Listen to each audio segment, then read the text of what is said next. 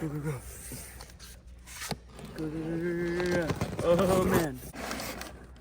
Wow. Ooh. Get these close-ups so everyone can see. Dude, the 7-eye, bro. The 7-eye. So, I think it was 7 renditions to the egg, and then after that, they started doing letters: A, B, C, D, E, F, G, H, I. So that's 9. Wow. 7, 9. That's so sick. Dude, this is it. Yes. There's so many little things, like the widest point can't be right here, otherwise it chips like crazy. Really? So this has to be a very gentle outward curve to about there. Got you. And then there's a flat spot. Like, these are super minute details, you know? Yeah. Because it kind of looks cool if this is the widest point and it tapers, but it doesn't work functionally. Yeah. And then this point is the craziest point, dude. Yeah, I don't think I've ever seen a tail like that before. That is the magic right there. Really? Yeah, and what that does for me is, like, on a rounded tail, when you pop, it kind of rolls over. Yeah. But with this, it doesn't roll. Well, it rolls to there and then it folds. And what I mean by that is if you were like popping like this, it comes over and then it folds on that. Oh. On that corner. Yo, what's going on here? Dude, new board release, bro. Want to check it out live? Yes, please. Cool. Yeah, so this is my folding spot. So if I'm trying to do a tray flip, I pop over here. Yeah. And it comes down.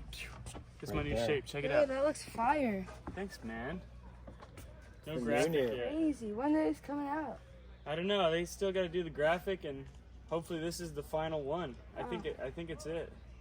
Looks sick. Thanks, man. So it's supposed to be wide where you land your tricks, Yeah, The I bolts? guess I'd cop. and then skinny where you set up. That's good to know, bro. So then when you tray flip,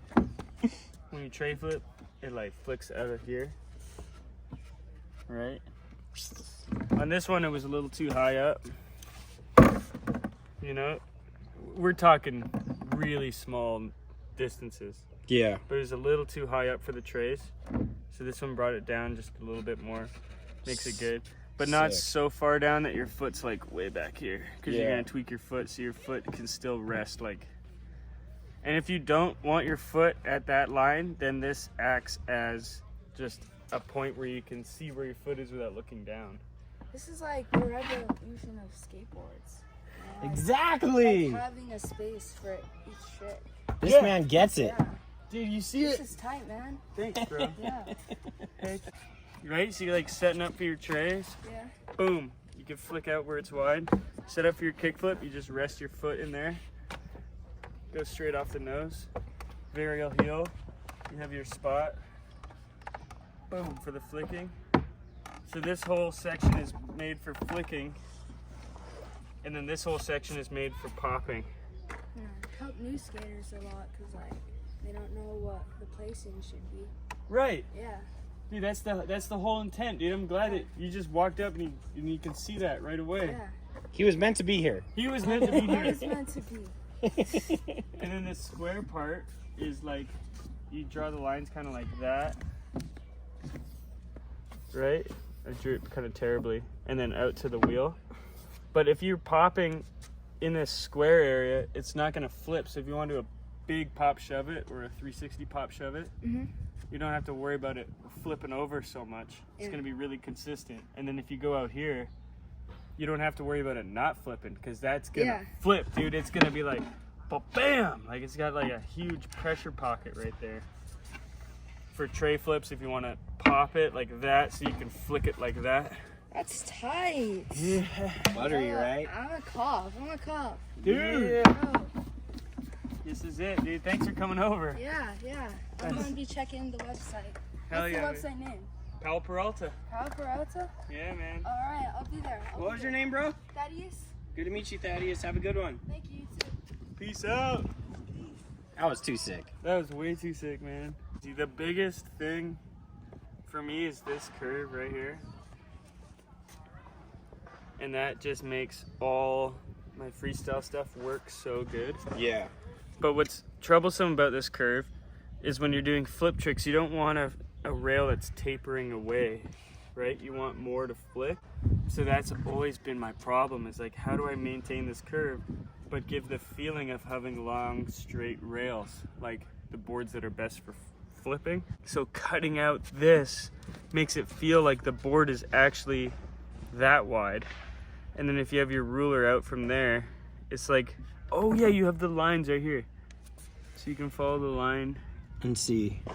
So it's like having a straight rail out to there, which is like really good. So that was the intent, but then accidentally you get bonus, right? Now you have like a pull tab. So this is kind of like an 8.2 board, 8.2 size popsicle stick with pull tabs. Wow. Right? Yeah. And then it makes it 8.4, but it's not really 8.4. It's somewhere in the middle, like 8.38 type somewhere. But that's what it is. It's a regular board with all these pull tabs. Mm-hmm. And then with this, man. So on my first board, I had it super good, super blatant. It was square, like square across here, and then straight cut angle, and then into the tail. And that I thought was really good for pressure flips, and it is really good. But then I was trying to round that out and make it like less and less obvious over the years. But it hit me like something hit me. Like it was all of a sudden I realized that I couldn't do it unless I did an inhaling curve, like a curve that went the wrong way, and that would disrupt the roll. Got you. But it took me years. So then this curve that I was talking about earlier is on the nose of my original heron board. And this feature of having the stable and unstable pops, or predictable you could say, is the feature of the tail on my original heron board. So I brought my favorite piece of the tail of my original board and the nose of my original board into the toes, or nail, the toes nail. And then with the new feature of like, I just hate straight rails. I think straight rails are so boring because like the rail of the board doesn't do a whole lot, it seems like. So it's like, why aren't we messing with it? And I got super lucky with this experiment that this is actually immensely useful. And it's teaching me so much about skateboarding. Like when I was a kid, I learned how to kickflip out of the concave because my boards were really long for me because I was a small person.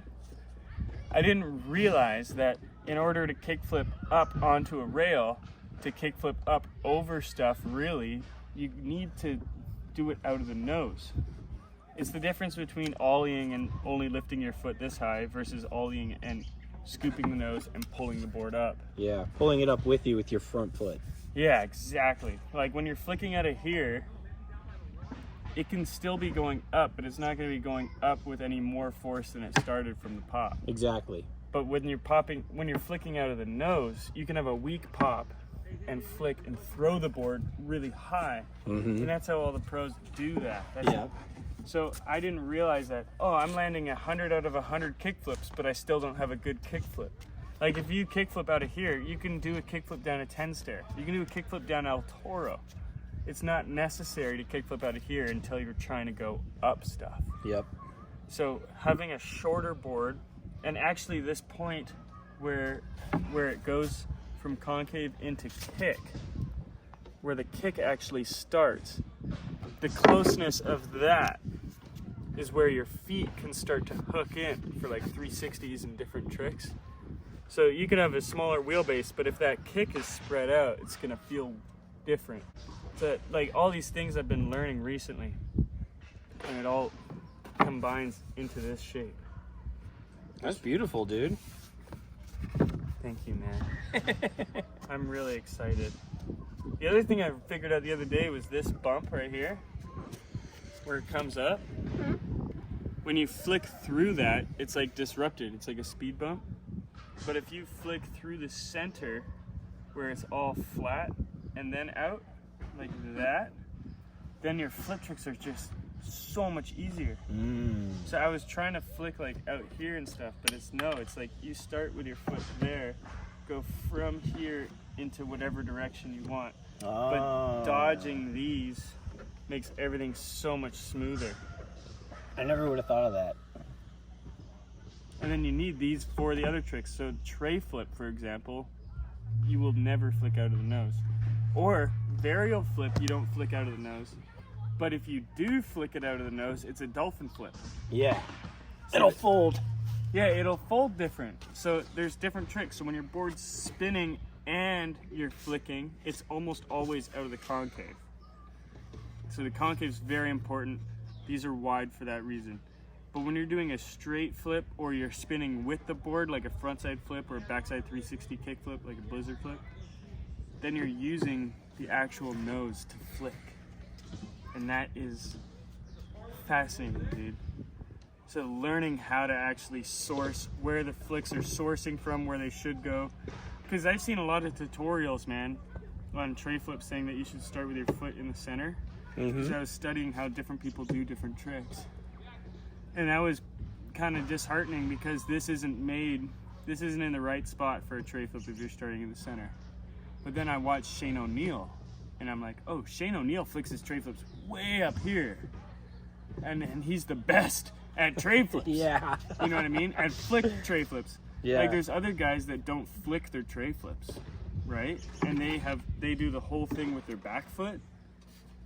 In which case, this doesn't affect them either. You can have the foot in the middle or whatever because it's not interrupted, right? But what I'm talking about is tray flips where you pop and you flick the board, right? But if you're doing the ones where you don't flick the board, where it's more of like a pop, like under thing, then your front foot can be further back to get more pop, whatever. Yep. So there's so many different things. But the varial flip to dolphin flip's hilarious. If you do varial flip versus dolphin flip, the dolphin's just A way different flick. But the real difference is flicking out of the concave or the nose. Oh, I love spinning the board around and it's still the same. Yeah, it's pretty rad. Oh man, I want to stand on it. Wait, so are you saying that this board is basically twin nose and tail as well? Yeah, It is. it is. Okay, I didn't know that. Yeah, this board is twin.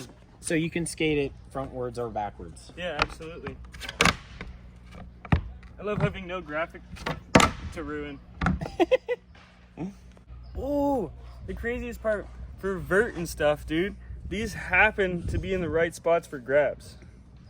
So like you're doing your backside air, you're like, oh, or you're doing your freaking tuck knees. You slide your hand in and pull back on the hip. That's the other thing that this board does. Is by having all these weird little bumps and stuff, you can feel where your feet are on the board without looking down at it. So if you like keep getting the same board, you can really learn where your feet are. You could know exactly like, okay, I'm setting up for this. Okay, there's that. Okay, there's that on my tail. Because you feel all this with your foot, right? Yeah. And you got to know exactly where you want it. And when you land that really good trick, you can watch back the footage and be like, where was my foot for that one that was really good? You know? Yep. It's so nice to have those reference points. Wait, maybe that's too secret of knowledge right now. Yeah, just wait. Yeah, we'll wait on that. Cool. But dude, the evolution is here. And it's like, bro, this is my size. This is what I like to skate. And it's a regular wheelbase. That's big. My first board was super long. So as innovative as it was, a lot of people didn't have the ability to feel what it has to offer because they'd have to get used to a whole new size. Yep. So this is an average board size, 14 1/4 wheelbase. I don't actually know the whole length. I don't know. I like study more of this and this. It feels like you're skating a smaller board, and then when you land, you have all that space. And one thing that Nigel taught me is you can actually get more pop if your heel is hanging off this side. So with narrower boards, you can get more pop than on a wider board. And that's like in the bowl, you don't care about that. But in the bowl, your feet are up here anyways. Yeah. So it's like, it's crazy, dude. But yeah, so having that skinnier feel where you're popping and then You can see it, dude. That kid saw it. I'm just re-explaining the same thing because I'm so excited about it, and I've re-said this in my own head millions of times. The egg was an experimental board that came out because I liked it enough that I was like, this is the one. And it's so sick because if that board didn't come out, then this board would be a 14.5 wheelbase. Yeah. And way wider and all this stuff. That board was so necessary. And the egg cracked, and now we have the baby heron. Yeah, dude. Which is it's like the nose and the tail of the original board with the symmetry of the egg. And I'm just like, oh, So hyped. stable pop. Predictably flippy pop. Predictable flick lines. Knowing where to flick. Like having a good space to start from and finish on. That's so cool, dude. Having a starting position and a finishing position. Starting position, finishing position. Like it's just, it explains a lot of the magic and the mystery. And this thing is everything. And then it works for grabs. Dude, this is it, man. Boom. Andy's evolution of skateboarding. Bro, I feel like it happened all perfectly. Like with the Heron 1, such an 80s board. And then the egg is from this weird era of like the early 90s. But by 94, it was kind of already out. Yeah. And that egg for me, in my like absolutely in love with it, lasted a couple months. Which is, in my timeline is equivalent to the couple years that it lasted. And then they quickly moved on from it. But I was always so obsessed with that. And now to move to this, like, I guess my goal was to go from 70s, 80s, 90s, 2000s, but not end up at the popsicle. And then on top of everything that I have to do with it, Justin's doing the concave. So now we have the most advanced concave that Powell's had in decades. And by most advanced, I mean tailored for skateboarding. Like I was saying earlier, these kick points are closer together than before. This bump is mellower than before and actually pulled back to make that flick line more apparent. And like all these little things. And the concave is the perfect so that it's like feels kind of mellow, but it gets higher here. I forgot to mention that. When the board gets wider, because there's concave, the concave gets higher. So when I'm talking about that flick tab, it's actually more. Like it's not just wider, it's like there's actually more height to it too. It's like measurable. Yeah. And when you pick up your board, like your board's in Primo, when you pick it up, it's always clean. Never touches the ground. I'm a germaphobe. If it doesn't have that, it's not my board. It's not my board. If it doesn't have this. Because that's what I need for this. Like, whenever I do these, the overflip into Casper. Yeah. Because a lot of the other boards, even slight variations, if it's a little too flat, then usually it's a two-step. So I'd have to go one and then flip from there. Yeah. And that's the difference between doing a kickflip and a kickflip out of manual. But if you don't skate freestyle, it's hard to understand. But that is everything for me, having that being a smooth transition. So you can do all the flips without having to like balance. Like on a lot of the experimentals, I'd have to balance here to find the spot and then go. Yeah. It's so much better to just be like, okay, I'm sturdy on my board, go. Wham! Dang, double flipped. It's just, it's magic. So sick, dude. And it's the right size for flip tricks. Yep. My other boards have been more designed for skating everything, and this one is for skating everything, but focused mostly on flip tricks first. That's great. And then incorporating your flip tricks. When I first designed it, I was like, there's no way I'm gonna be able to skate this in the bowl. But after skating it, I'm like, why wouldn't I be able to skate this in the bowl? This is great. So when we go film at Tony Hawk's ramp, I'm like, am I gonna need a longer board? And part of me doesn't think I do. No, I don't think you will. But I haven't been longing for a longer board since I've been on this one. Dan, it took a long time to get a shorter board. When I first got on, Stacy was telling me that. Yeah. You need a smaller board, Andy. I told Mike V he need looser trucks. And you need a smaller board. And I was like, no. Those are the words of wisdom from Stacy. There's so many other stories I can say, but let's keep it to this for now. Yeah. Thank you, Vic, for starving for this. I know you're hungry. And bro, like I'm excited. This is just so, I'm so hyped, dude. I really feel like I accomplished what I went out for. And Rick Rubin, dude, in that book, The Creative Act, he says success happens at the moment of completion of the project.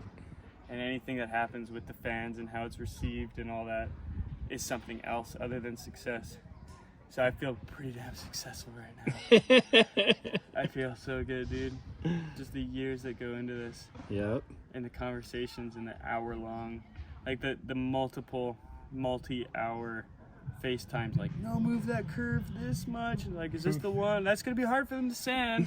I'm like, what do I do? Yeah, actually, for it all, like, here's this. Okay, sick. You're good. Come on, baby. I put it on this way so it's not directional. Dope. I like that.